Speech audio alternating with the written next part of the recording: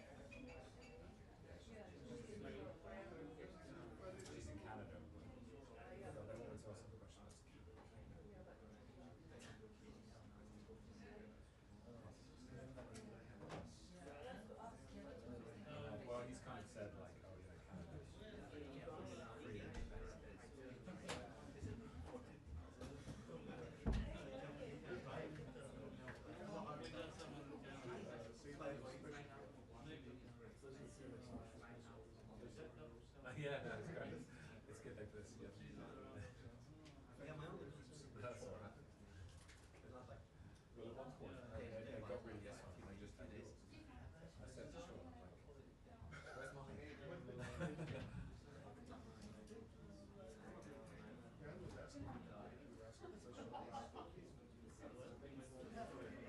Yeah, I mean, I'm going to try, but like, it's like London. Because he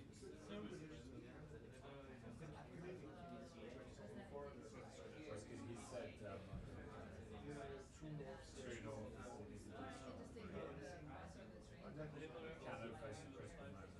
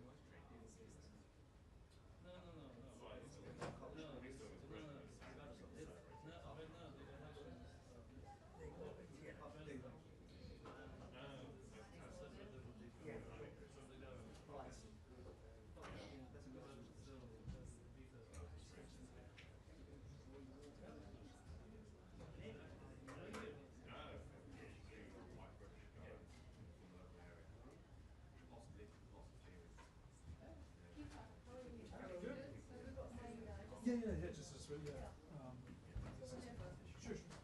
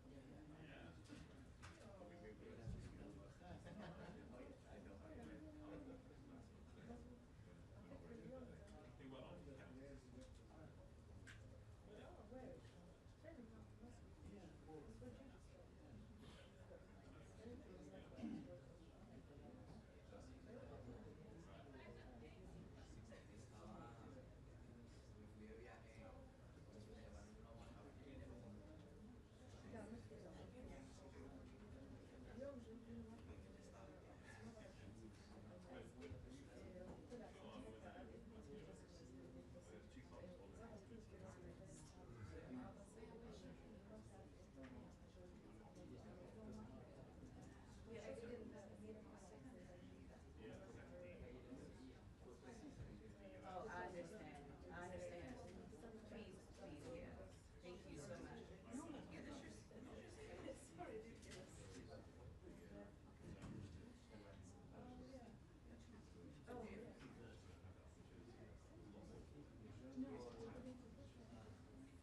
oh, I'm sorry. Well, yeah, you're here.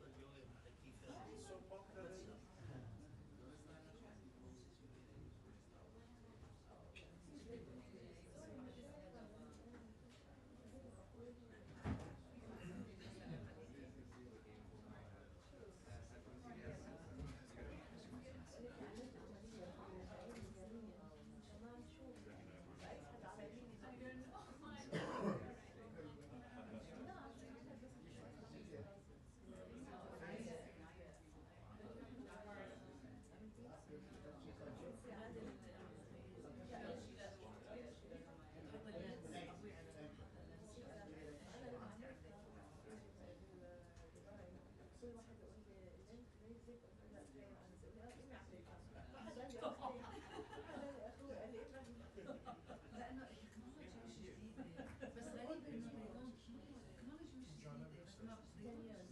بس كيف حاسة؟ ما بشوف أنا من الناس اللي عندي صارت مضاعفات فأنا هلا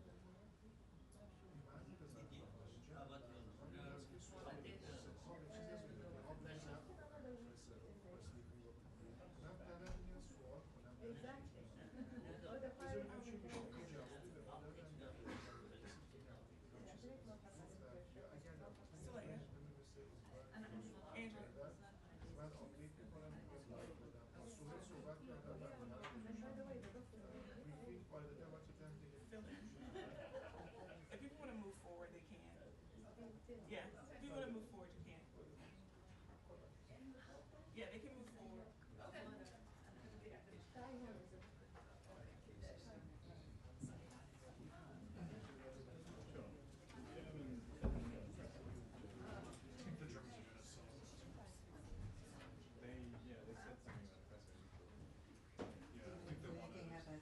They wanted to be in the video. It's on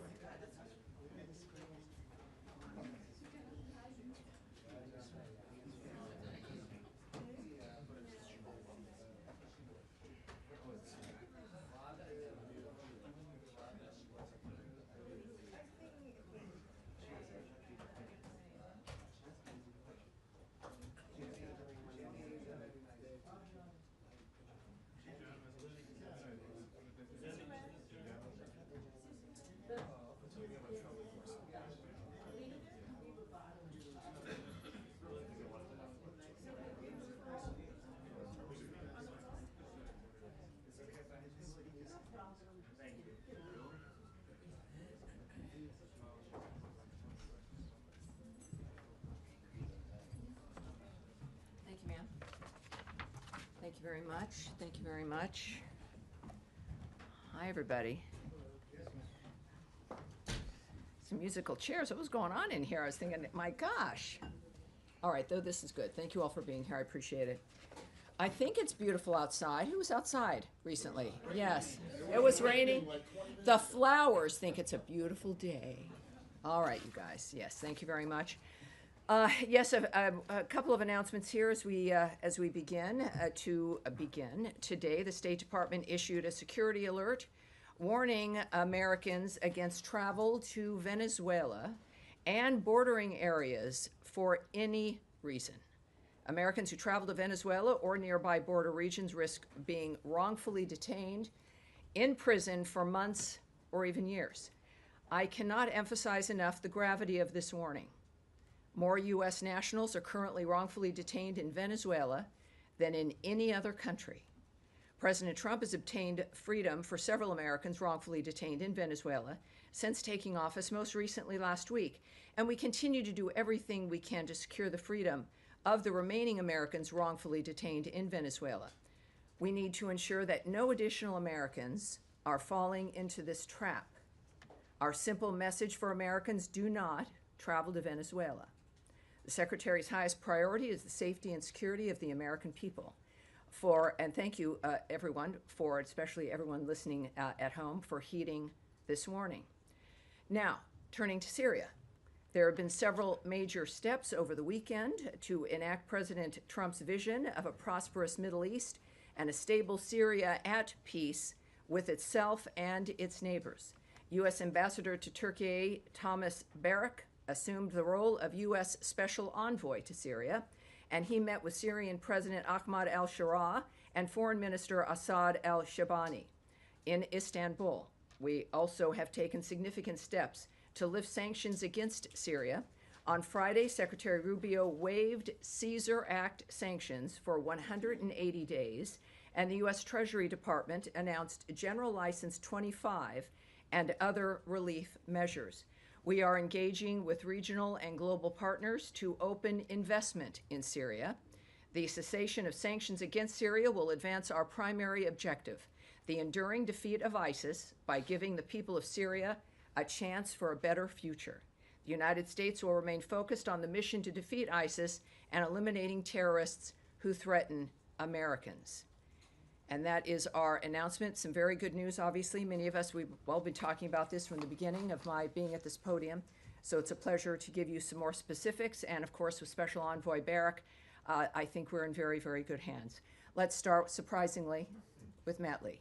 Thank you, Tammy. I want to ask about Gaza, but do you know off the top of your head, or is it written down someplace, how many Americans are currently designated as wrongfully detained in Venezuela? Yes, those are numbers that we will not share. That's a dynamic that we consider, of course, an important diplomatic dynamic as well as a national security dynamic. So no, I won't be giving you those numbers. All right. On Gaza, yes.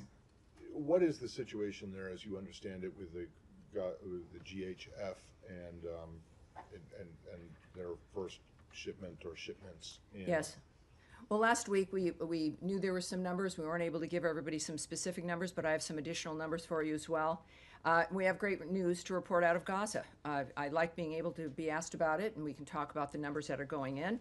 The Gaza Humanitarian Foundation, under the humanitarian principles of independence and impartiality, has commenced providing life-saving aid to the people of Gaza who desperately need it. Approximately 8,000 food boxes have been distributed so far. Each box feeds 5.5 people for 3.5 days, totaling 462,000 meals. And so those are the kinds of numbers, I think, as we're looking at what's important in moving that kind of aid through the area. Right, but there was apparently some incidents today involving potentially shots being, or at least warning shots being fired, and hundreds. Well, yes, Hamas still has weapons. Hamas is in a situation here where all of this could have stopped, of course, if they had released the hostages and put down their weapons, but they refused to do so. They've also rejected ceasefires. So that's without confirming what might be gossip or single reports. the fact of the matter is, Hamas has been opposed to this dynamic. They have attempted to stop the aid movement through Gaza to these distribution centers. They have failed, but they certainly tried. The bottom line is, the real story here is that the aid is moving through, and in that kind of an environment, it's not surprising that there might be a few issues involved, but the good news is that those seeking to get aid to the people of Gaza, which is not Hamas, have succeeded. And last one, really briefly. Yes. I won't take up any more time, but my understanding That's is what that I'm the administration is not particularly happy with the position that the UN and its agencies have taken with regard to these shipments. Is that correct? Well, it is. From the very beginning, we had I'd mentioned and we had heard about the resistance by certain NGOs and the UN. It is unfortunate because the issue here is getting aid to Gazans. And then suddenly it moves into complaints about style or the nature of who's doing it, or elements of administration and being opposed to getting food and aid, as we've demonstrated here, is happening and will continue to happen because someone might feel left out, is, I think, the height of hypocrisy. So the bottom line is that clearly people who care about the nature of solving this problem are taking action and moving it forward, and that's what counts. That's what matters. Yes, Andrea. Yes, ma'am. Cindy McCain of the World Food Program was on CBS yesterday with a very different narrative, and we are hearing from the ground today from our reporters and producers and camera crews that this incident was very serious, that it was not Hamas related. Cindy McCain said that Hamas is not breaking up the food deliveries, that people are starving and there are food riots because people are desperate. And the criticism of the GHF has been that it is not independent or impartial, that it was started by the Netanyahu government with people who are supposedly independent, and that it is only operating in the South, deliberately designed with 4 distribution points in the South in order to have people in the North move south for the aid and therefore accelerate the movement of people and the putting people in the South rather than in the North where they wanted to be.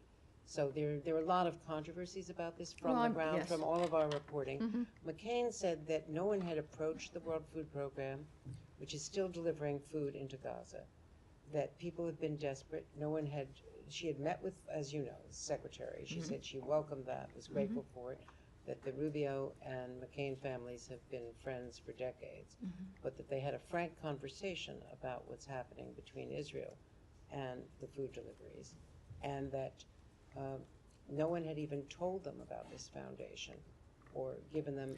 Well, or had Andrea, this coordinated is with them where, in any way. again, there's certainly, this is something the world is watching, something we've all cared about getting resolved. It is not an uncomplicated situation. This is, however, the first delivery of major aid, if not the only aid we've been hearing for months. I wish that Cindy McCain had spoken up, that they had found a way to move food into Gaza, because that certainly hadn't been conveyed to us. But now, which if that's the case, that's great. What I do know is that the people on the ground now, as the number I told you, I think is rather significant, 462,000 meals. You know, that's what we're focused on. And that this is, and I'm not going to address either gossip or complaints or people who knew or weren't included or would do it a different way or who's shooting at whom. That Hamas, it's not Hamas. The real story here, the story is that aid and food is moving into Gaza at a massive scale at this point when you're looking at 8,000 food boxes.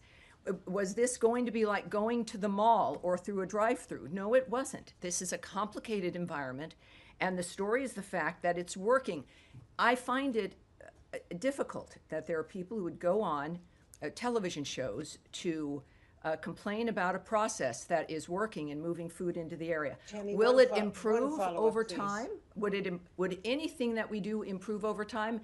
Yes, in all likelihood. And I think anyone would welcome someone like Mrs. McCain or anyone else who has a method within which to contribute to this effort to be able to do so instead of going on television and complaining. Tammy, And that's one follow-up, please. the real story is that this is succeeding, and I think we should all at least have the courage to embrace that. But until now, there has been a blockade by Israel of the food. So no one has been able to get through Well, I those thought you just said, process. Cindy McCain said that she was able to do that, but I would also say that this process managed to overcome that dynamic, and the dynamic has changed. Whatever it was that was hindering the nature of aid to the Gazan people has been overcome. It clearly needs to expand. I don't speak for this foundation, but clearly we've got to welcome any dynamic that allows getting aid and food into the region, which is happening right now, and that's the story. Nadia. Thank you, Tammy. Two questions. I understand this is the beginning of a process. For the time being, the delivery of food is at two places, which is Tal Sultan and the Murag crossing. Is there any guarantee that people who come from the north to receive this food, are they allowed to go back? Because that's the fear, that basically this is a way to move the population from the north to the south. And do you have any plan that they will expand it to go to other places Well, in it's the not, north? this is not a State Department effort. We don't have a plan. I can't answer that regarding the nature of how certain situations would be responded to. I'm not going to speculate or say what they should or should not do. The Gaza Humanitarian Foundation has an email. They should be reached out to, and that's what I'd recommend regarding plans to expand, plans to make assessments of what's worked and what hasn't at this point, and what changes they might make, and what the goal is. Clearly, the goal is to reach as many people as possible. Can I ask you Yes, about, sir. you know, Yeah. Go ahead, please. The Israeli Minister of Strategic Affairs is in town, according to Israeli media. Has there been any meeting between him and Secretary Rubio? And can you update us on the state of talks between Iran and the U.S.? Is there a new meeting planned ahead? Well, I will not discuss, as you might imagine, any meetings or conversations the Secretary's having that are not public or may not be happening. Regarding the latest rounds of talks regarding Iran, we can tell you that Senior Advisor and Special Envoy Steve Witkoff, of course, and Policy Planning Director Michael Anton participated in a fifth round of talks with Iran on Friday, May 23rd in Rome. The discussions were both direct and indirect and lasted over 2 hours. The talks continue to be constructive. That's not something that we've been able to say that in these particular talks, which is beneficial, and in this case they were constructive as well, and we made further progress. Both sides have agreed to meet again in the near future, and we are grateful to, once again, our Omani partners for their continued facilitation of the process. All right? Yes, dear. Just to follow up on the Gaza Humanitarian Foundation, because Sure. I think you talked about independence and neutrality that was involved in this new foundation, but I mean, quite clearly that's not the case. I mean, the IDF itself has said this has been done in coordination with it and the foundation, so it's clearly being done, and the security of it is carried out by, on the perimeter, Israeli forces and then American security contractors. The problem with that, and what all the experts in the United Nations say, is that you therefore have a situation where the aid is provided by an organisation that seems to be a party to the conflict, and that's what the UN has always avoided, because you potentially made the recipients targets, and we're seeing that already, potentially, in that this has become a very militarised form of aid. So I'm just interested in why you describe this as independent and neutral when it clearly doesn't appear to be so. Well, again, I don't speak for this foundation. What I can tell you is the description of the nature of what they're accomplishing, which is getting food and aid into that region. I'll say that just one more time. There are some disagreements about how that's being handled, how that's being implemented. But I think that most of us would agree that this is good news, that it, in any other mechanism, under any other expectation, was not able to accomplish this.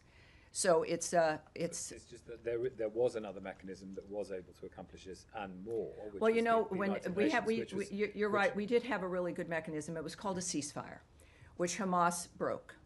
And it is a ceasefire and a plan that had been operating and offered, which they continually refused to accept, continued to hold hostages, as they still continue to not just hold hostages, but the bodies of the people that they've murdered. And they've refused to do the one thing that could stop this in a moment. They've refused. So we did. We had, it was a ceasefire, and Special Envoy Witkoff, very successful.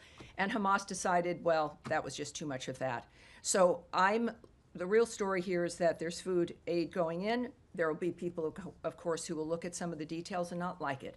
But then I think it shows us the priorities of certain individuals when it comes to, at first it was, let's get these people fed, and now it's seems to be something else in the meantime. Yes, sir, go ahead. Thank you, Tammy. Yes.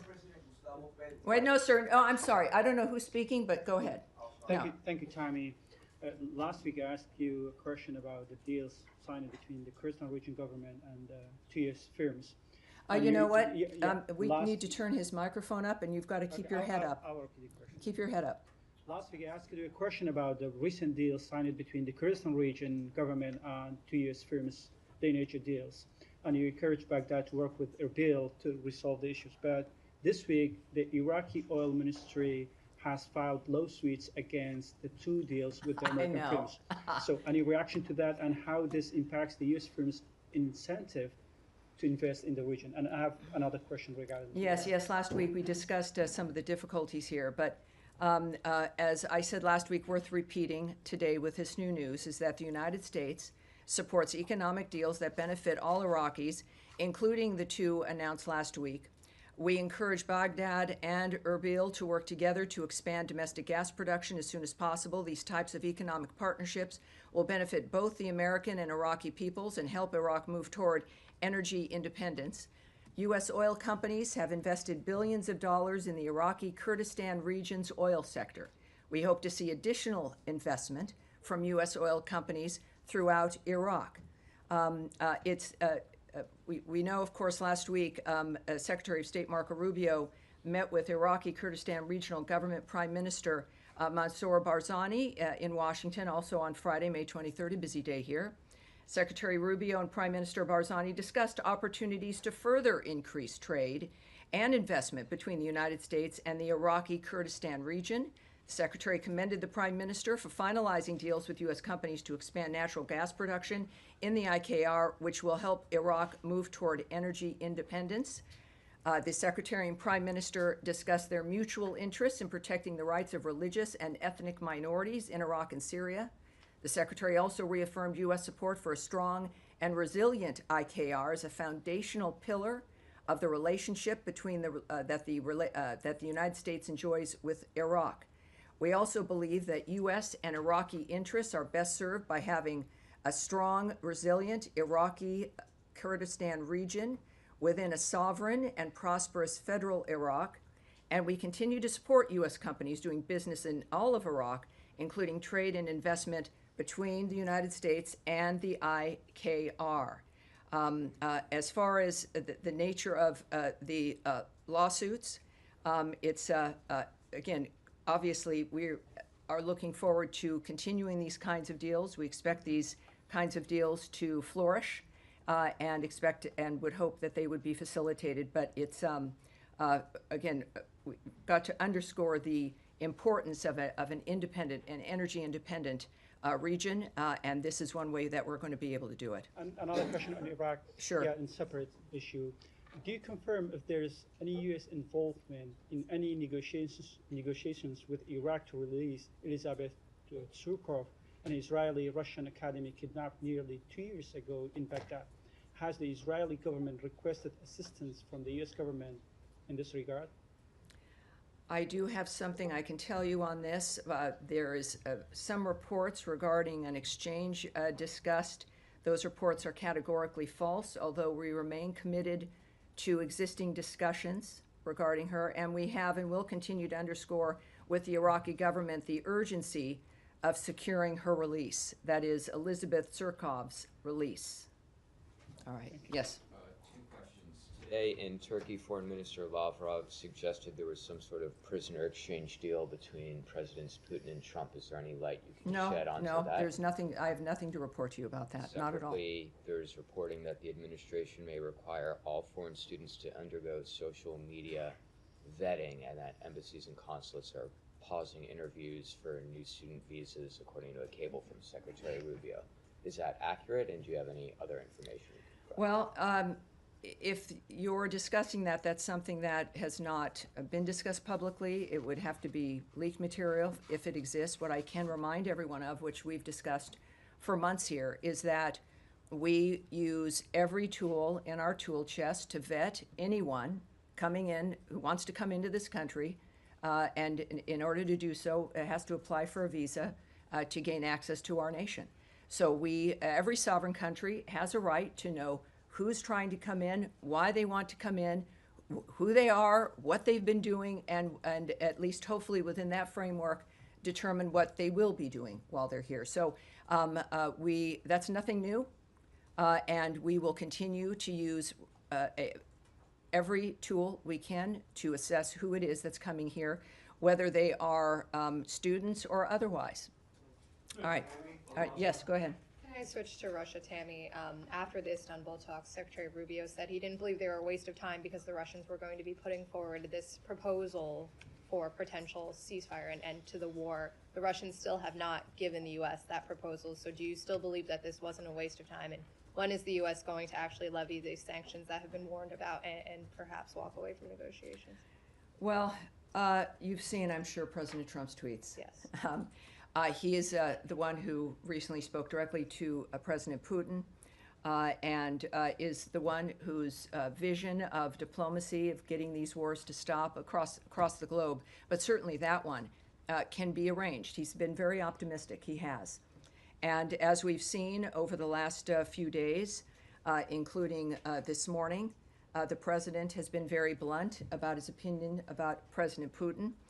What I can say is that also, by the way, which has generated, I think, the president's ire and all of our extreme concern, are the attacks resulting in civilian casualties in Ukraine. The president has said many times this has to stop. We are monitoring reports that this weekend's airstrikes by Russia constituted the largest aerial assault on Ukraine since the start of the war.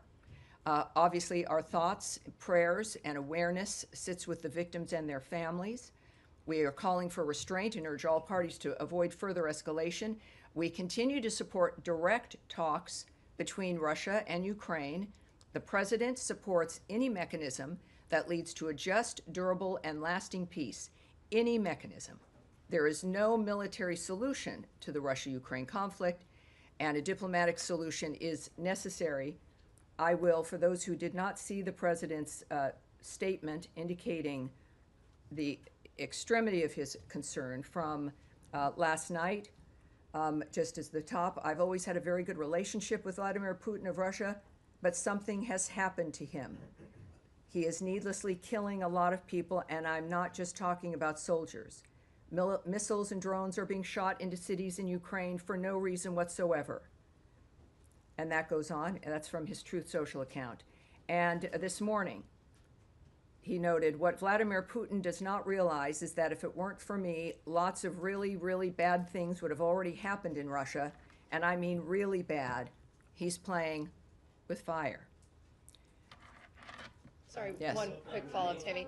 The Germans say the U.S. has lifted all of its restrictions on the use of long-range weapons. Can you confirm that, and when was that I'm not going to taken? discuss that. No, I'm not going to confirm that.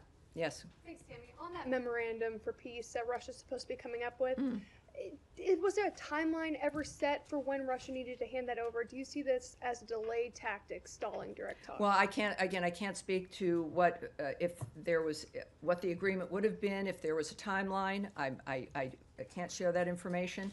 I think clearly you should look to the president's sentiment that he's made very public as to indicate whether or not he's satisfied with what they've done. Yes, sir, in the back. Let me follow up on that question. Get your reaction to Russia's response to the president's tweet, calling it quote unquote emotional. Oh, yes. Well, I'm not going to speak about the president's emotions, but I think one reason why he was elected with a mandate last year is that we can all relate to him. He's transparent. He's doing something he cares passionately about. He knows what he wants to accomplish. He inherited a world that was on fire and is determined to stop those things We've heard his remarks about all of this, clearly indicating a personal interest in the nature of what is occurring. And I think that that's what we all appreciate about him. If the Russians cared about the nature of how this is proceeding, they would be thinking less about that and more about what they could do, which is in their hands, to stop the carnage and the slaughter that's happening right now. So it's, I think, pretty clear where both sides are at this point. And given the president's public frustration of Putin, is it fair to expect some immediate policy adjustment? I wouldn't call it frustration.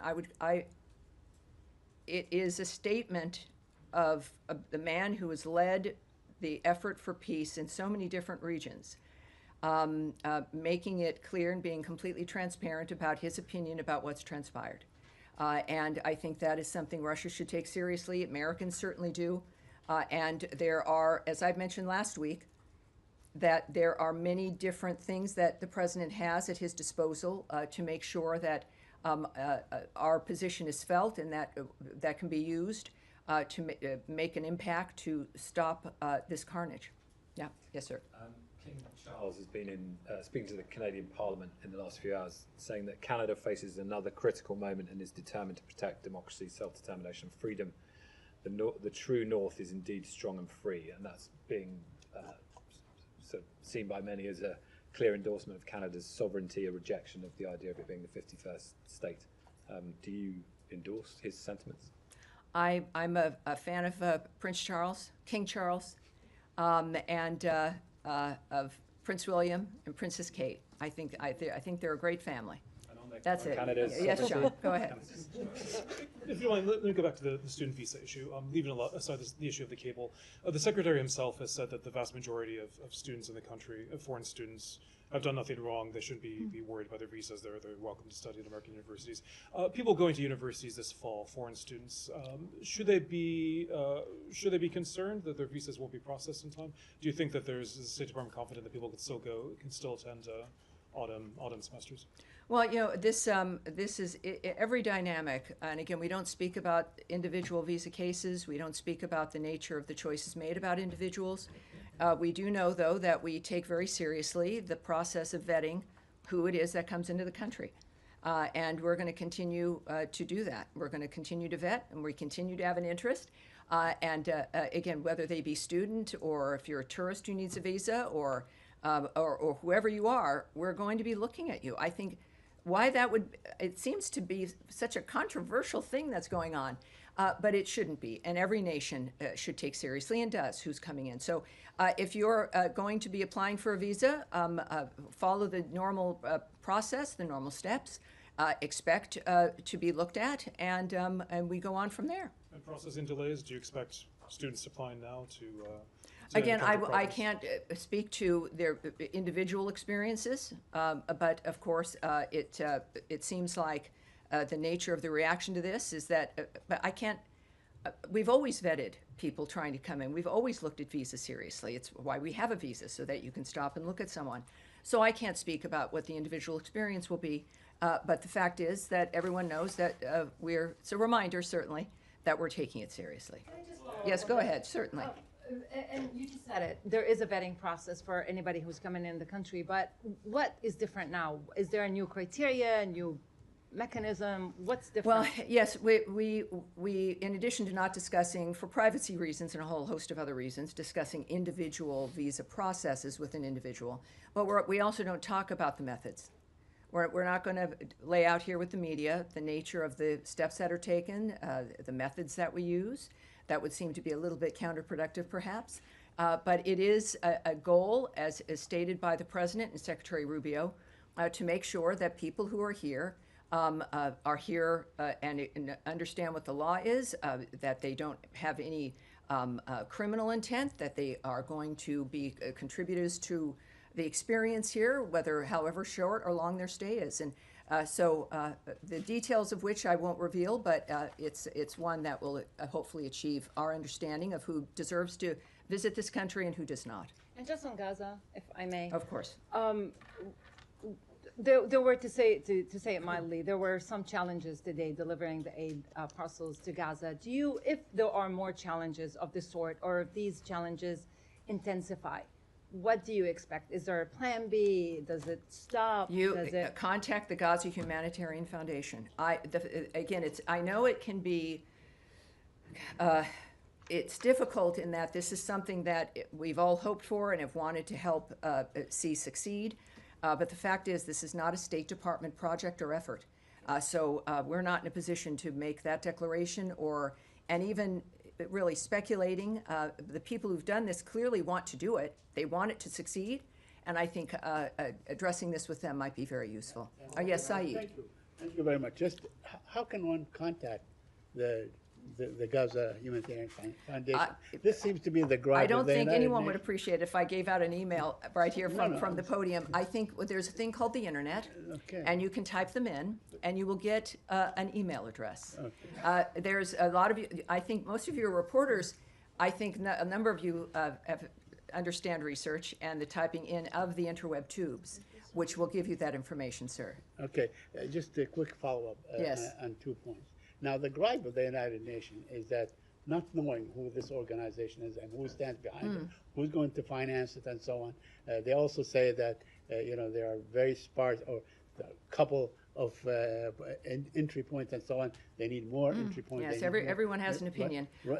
I understand They that. What I do know, too, is for the first time ever, Saeed, with your very well-founded concern, I can tell you that over almost 500,000 meals have been delivered into that region.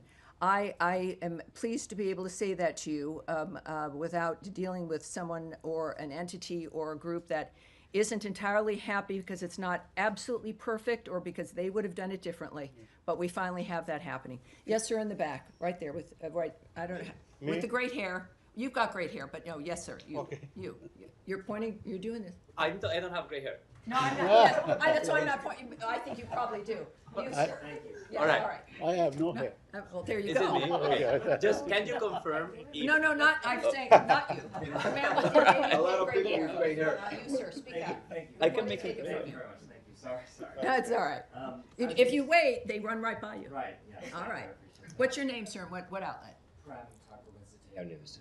All right. Thank you. Welcome aboard. Thank you very much. As you said just earlier today, the world has been shocked by what's happened in Gaza over the past few days. The silhouette of a little girl. Well, I said it's been obviously it's been shocked over generations about what's Sure. been happening Absolutely, in Gaza. absolutely. And that Hamas certainly has refused to stop that violence. But go ahead. So, but just in the past few days, we've seen the silhouette of a little girl trying to flee burning classrooms surrounding her, killing people around her. We've seen thousands of Palestinians starved by Israel's blockade, herded between fences as they try to get fed today. A doctor who saw 9 of her children killed by Israeli bombs. All the while, this administration, of course, as we've seen, has sought to deport students who protest this, including one student who wrote an op-ed against this kind of behavior. The administration came in telling Americans it would be more pro-peace, more anti-war than This the is previous... beginning to sound like a soliloquy, sir. Do you have than a the question, previous- than the please? Do you previous have a question, administration. please? I'm curious. Yes, it's a how- very serious issue, and everyone Yes. has your question. Yes. So I please wonder, ask it. I wonder how you see this administration being more pro-peace or more anti-war than the previous administration, given these kinds of horrors that Americans are witnessing. Yes, well, it is a dynamic where, as I also just mentioned a little bit ago, we did achieve a ceasefire, something which nobody thought would be possible after the heinousness of October 7th, the nature of what had occurred on that day, the fact that there has to be a new way, the president has stated, we have to have new ideas to make a difference so this stops and doesn't go from generation to generation, which all of us have experienced. It's right, wash, rinse, and repeat over and over and over again, every 20 years. And it would never stop. I think that what we've got here is after, I don't know, what has it been, 3 months, a bit over 100 days of President Trump, managing to get, I think, every warring party, every hostile party against other people on this planet to a table to stop. Now, that's the simple part. Making things happen and making it last is another thing. Hamas, we did have a ceasefire. And then Hamas decided once again that that was just not going to do, and they continue to do what they do. That, first of all, again, regarding the particular issues over the last few days, we call on all parties to this conflict to take every feasible measure to mitigate civilian harm. We refer you to Israel for more information on its airstrikes. And we also know, as we all do, and this is one of the things that we've discovered time and time again, that Hamas uses hospitals and other humanitarian areas as human shields. This is why we continue to try to get a ceasefire done, despite the obstacles that Hamas constantly presents. It is apparently their hope that we would just give up and go away, or that the usual status quo would continue. But President Trump is not that person. He's a person who gets it done. And after decades of conflict, I understand you're frustrated after maybe 3 months of it not being perfect yet. But that is what we are going for. We will continue to work for this. It is President Trump's commitment. Yes, Eric, please. Eric, go ahead, please. Thank you, Tammy, for the question. Wanted to ask you, the end of last week we reported, and you began... And you're Bloomberg, for those watching who don't know. Go ahead.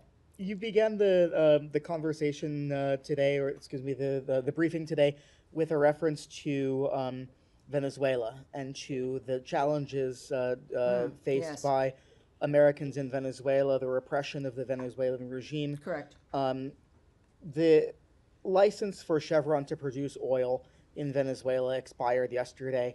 Our reporting is that there's a very narrow license for basic maintenance to make sure that equipment that's in the country doesn't become completely unusable, so that one day if there's a change of government, it might be possible to drill and produce again. This is a license that would have to come from the administration. Do you have anything on that as far as whether it's been granted? I can't speak to that at all, but what I can say is actually your timeline on the Chevron license is wrong.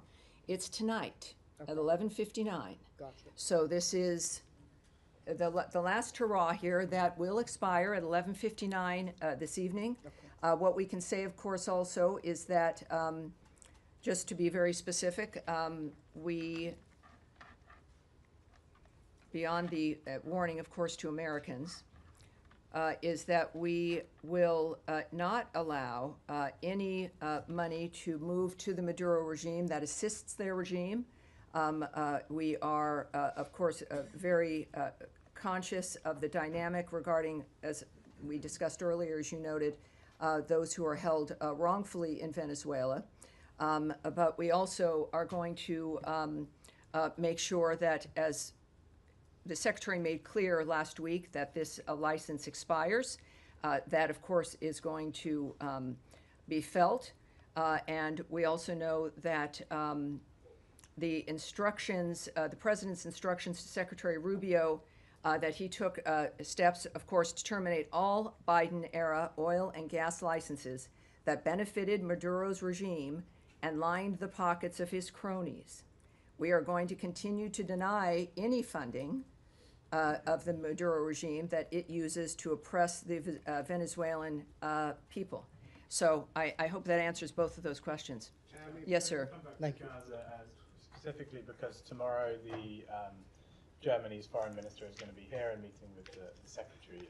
Germany's government has kind of shifted quite a lot in the last few days on their position of support for Israel. They've been, you know, alongside the US, one of the main backers of Israel in this war, and now they're saying, you know, the Chancellor is saying that the war in Gaza is no longer justified by the need to fight Hamas. So it seems like whatever coalition was left of countries, including the US, backing Israel seems to be getting smaller. Are you concerned that, you know, there's even less international support for Israel? Does that influence the way that the US is thinking about this? That you know, one of the main European countries backing Israel is well, backing again, down Chancellor Merz noting that Israel's actions can no longer be justified. The fact of the matter is that Hamas has put the people in Gaza in this situation by launching that attack on October 7th, and by continuing to hold hostages, including the bodies of 4 Americans, and continue, of course, to maintain their weapons. So when we think about actions that can no longer be justified, I think we should adjust ourselves and look at what put us in this position in the first place. Regarding the UK, Canada, France, and any number of others that took disappointing steps last week, unilateral recognition of a Palestinian state, in this case, is unproductive and obstructs ongoing U.S. efforts towards peace in the region.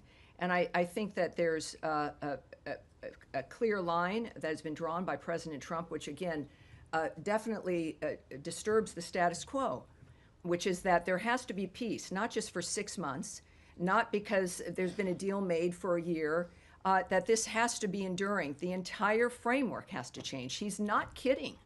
He's not kidding, because otherwise, in 5 years or sooner, someone will be in your position, someone else will definitely be in my position, having the same conversation. We can't allow that to continue. That is President Trump's understanding and vision of the change that needs to occur. And the fact is that the status quo does seem to be perhaps the easier thing to maintain, but it's not the one that's going to save lives. All right, yes, there, right there. Go ahead, speak up. Yeah. Thank you, Tammy. President Gustavo What? No, excuse me, sir. I'm sorry. Yes, that will get you not called on, because you can tell I'm not looking at you. Go ahead, sir, please. Yeah, I have two questions. The first one is about Russia and Ukraine. We're seeing the Secretary of State several times saying that the U.S. are closing to stepping back in different ways, and we know the U.S. did play several cards.